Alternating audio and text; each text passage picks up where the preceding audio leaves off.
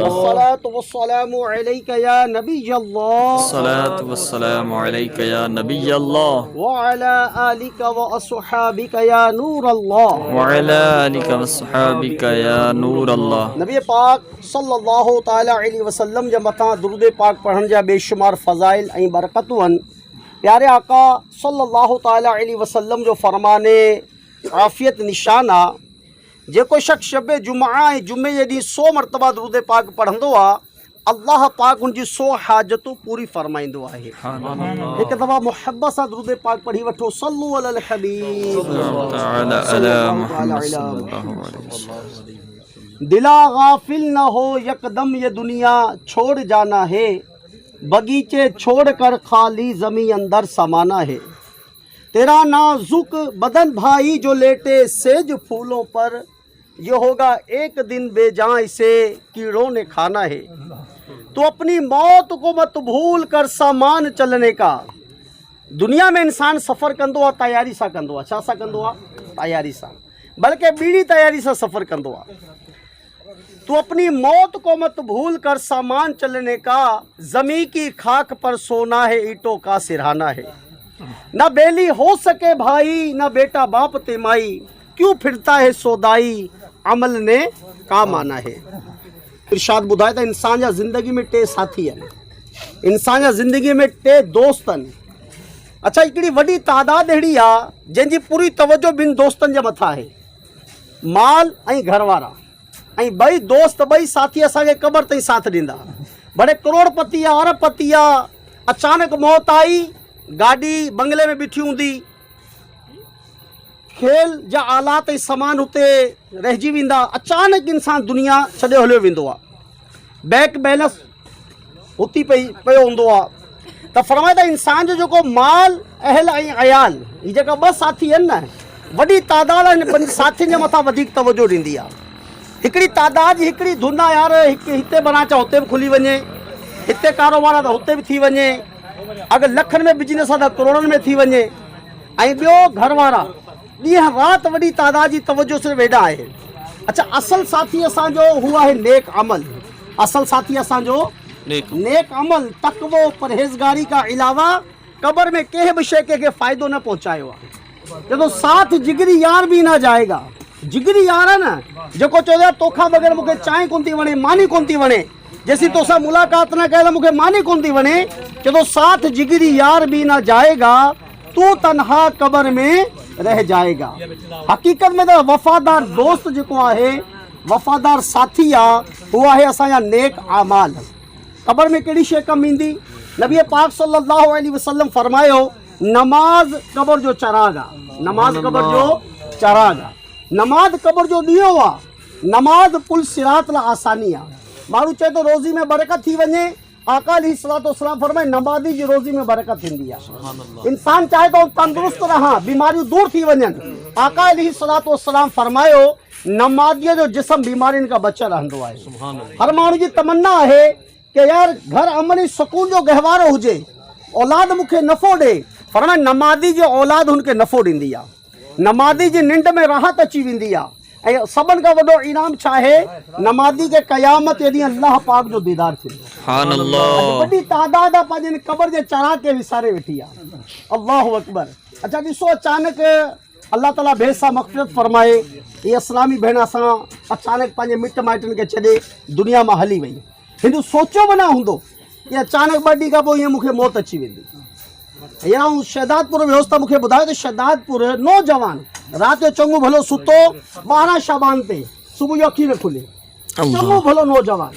ॿियो शहदादपुर जो वाक़ियो ॿुधाए, पोइ हफ़्ते जो मूंखे पीउ पंहिंजे पुट जी शादी करे आयो, 4 बजे पहुता घर, राति जो 4 बजे जेॾीमहिल सुतो आहे, सुबुह जो 6 बजे उथारे वियो त हुनजो इंतकाल थी चुको हो। केॾी अचानक मौत पई अचनि, नौजवान वञनि पिया, घोट वञनि पिया। हींअर 2-3 ॾींहं पहिरीं हैदराबाद में 2 सगा भाउ, हैदराबाद में 2 सगा भाउ एक्सीडेंट में गॾु गुज़ारे विया, ॿिन्हिनि जी क़बरूं गॾु ठही पियूं। हैदराबाद जो वाक़ियो आहे, पोइ हफ़्ते जो। तू खुशी के फूल लेगा कब तलक, तू यहाँ ज़िंदा रहेगा कब तलक। असां गौर कयूं मुंहिंजा प्यारा ऐं मिठा इस्लामी भाइरो, अस दुनिया में जे कम लाइ अल्लाह पाक असांखे पैदा कयो आहे, पंहिंजी इबादत लाइ कयो आहे। छाजे लाइ पैदा कयो आहे? इबादत खां दूर आहियूं। वॾी तादाद रुगो जुमे जुमे जी नमाज़ पढ़ी चवंदी आहे मौलवी साहब जुमो जुमो पढ़ंदो आहियां। हालांकि जेको 4 वक़्त पढ़े हिकु वक़्तु न पढ़े हू बि बेनमाज़ी आहे। केरु आहे? बेनमाज़ी आहे। अॼु ॾिसो असां कब्रिस्तान में बीठा आहियूं, थोरो तसवुर कयो, आऊं बि तसवुर कयूं कि अन क़रीब असांजे मथां जो वक़्तु अचण वारो आहे। गौर कयो। अच्छा थी सघे अॼु राति असां मां कंहिंजी ज़िंदगी आख़िरी राति हुजे, हीउ हफ़्तो असांजी ज़िंदगी जो आख़िरी हफ़्तो हुजे। थोरो तसवुर कयो जेकी असां ज़िंदगी गुज़ारियूं पिया, अगरि माद अल्लाह गुनाह कंदे मौत अची वई, रब नाराज़ थी वियो, ही लाशो ईअं क़बर में लही वियो, मुंहिंजो छा थींदो? अगरि माउ पीउ खे सताईंदे मौत अची वई, रब नाराज़ थी वियो, मुंहिंजो छा थींदो? फिल्मा ड्रामा ॾिसंदे सोशल मीडिया जो ग़लति इस्तेमालु कंदे अगरि मौत अची वई, अल्लाह पाक नाराज़ थियो, मुंहिंजो छा थींदो? असां केॾा ताक़तवर आहियूं असांखे ख़बर आहे।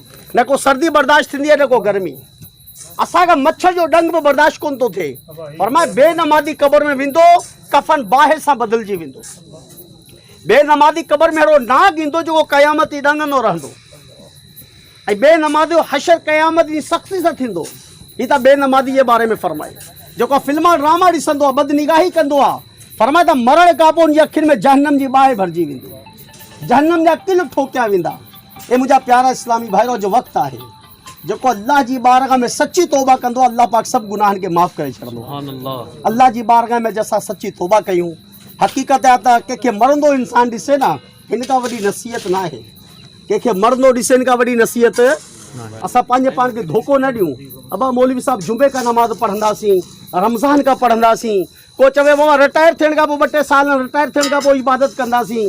कंहिंखे वरी शैतान वसवसो हुयो, मक़सद खे डिघी उमेद वारो ॾियारे वेठो आहे, डिघी उमेद ॾियारे वेठो आहे नफ़्स ऐं शैतान के बाबा बच्चा जवान थी वञनि, कमु संभाले वठंदा, पोइ इबादत कंदासीं। अबा हज ते वेंदासीं, पोइ ॾाढी सजाए ईंदासीं। हे मुंहिंजा प्यारा इस्लामी भाइरो, शैतान जो ख़तरनाक वार आहे, ज़िंदगी जो भरोसो न आहे। यकीन कंदो इमाम गज़ाली रहमतुल्लाह ताला अलैह फरमाइनि था, इहो शख़्स इंतिहाई बेवकूफ़ आहे जेको अमल जहन्नमनि वारा करे ऐं तमन्ना जन्नत इहे रखे। अमल कहिड़ा पिया कयूं? जहन्नमनि वारा। कूड़ जहन्नमनि वारो अमल आहे न, बदनिगाही जहन्नमनि वारो अमल आहे। यानी अमल जहन्नमनि वारा आहिनि, अमल बेबरकती वारा आहिनि। तमन्ना छाजी आहे? बरकत जी।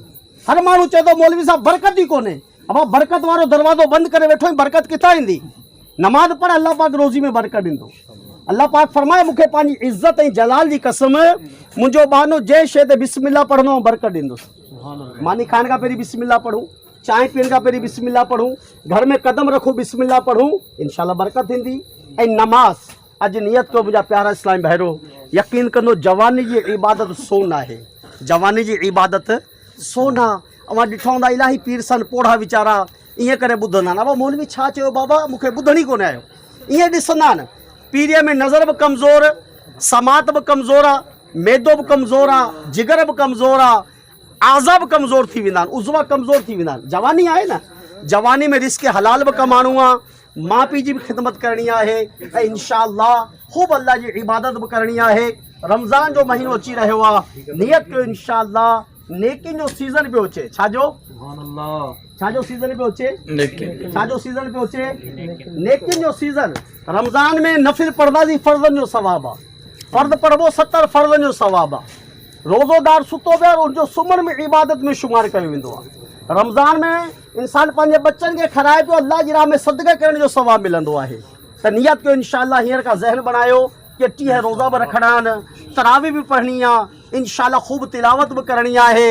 जंहिंजा माउ ऐं पीउ ज़िंदा आहिनि, माउ जा पेर चुमो, वालिद साहब जो हथ चुमो, ऐं जंहिंजा माउ पीउ गुज़ारे विया, अॼु इहा बि नियत कयो कि इंशाअल्लाह जुमे ते पंहिंजे माउ पीउ जी क़बर जी ज़ियारत कंदासीं। इंशाअल्लाह हज मक़बूल जो सवाबु मिलंदो। दावत इस्लामी दीनी माहौल सां वाबस्ता रहो। अल्हम्दुलिल्लाह अज़्ज़ व जल्ला। अव्हांखे हिकिड़ी ख़ुशख़बरी ॿुधायां, दावत इस्लामी दीनी माहौल में दुनिया भर में पूरे रमज़ान जे महीने जो हिकिड़े महीने जो इतिकाफ़ थींदो आहे। पूरे महीने जो इतिकाफ़ अल्हम्दुलिल्लाह मीरपुर ख़ासि फैज़ान मदीना में थी रहियो आहे। अगर कोई चाहे तो कराची वञण थो चाहे, कंहिंजी ख़्वाहिश आहे, हुअण बि खपे कि इंशाअल्लाह कराची फैज़ान मदीना इतिकाफ़ कंदुसि। अवां फ़ौरन असांजे ज़िम्मेदारनि सां राब्तो कयो, थी सघे वञे कराची में तरकीब थी वञे, जंहिंसां मीरपुर ख़ासि फैज़ान मदीना में इंशाअल्लाह पूरे महीने जो इतिकाफ़ थींदो। जंहिंमां मूंखे सहरी बि मिलंदी, इफ़्तार बि मिलंदो, का फ़ी कोन्हे, का ख़र्च कोन्हे, खाधो पीतो रिहाइश फ्री हूंदो। ख़ूब इंशाअल्लाह अव्हांखे इबादत करण जो मौक़ो मिलंदो आहे इतिकाब में। अव्हांजी नमाज़ सही थी वेंदी, क़ुर सही थी वेंदो, क़ुर पाक जूं सूरतूं यादि थी वेंदियूं, कपिड़ो पाक करणु अची वेंदो। असां पंहिंजे पाण में हींअर असां नमाज़ जनाज़ा पढ़ी, असां सभु पंहिंजे पाण खां पुछो, असां नमाज़ जनाज़ा जी दुआ यादि आहे असांखे? पंहिंजे पाण खां पुछूं। असां वॾी तादाद ॻोठनि में इबादत खे बाबत चवंदी आहे, बाबत यार लफ़्ज़ इबादत चवण ई कोन थो अचे, इबादत छा कंदासीं? इंशाअल्लाह हिकु महीने जे इतिकाब में अव्हांखे बेशुमार ॻाल्हियूं सेखारी वेंदियूं। नियत कयो इंशाअल्लाह पाण या पंहिंजे पुट खे भाउ खे इंशाअल्लाह महीने जो इतिकाब कराईंदासीं। अल्लाह मल जी तौफ़ीक़।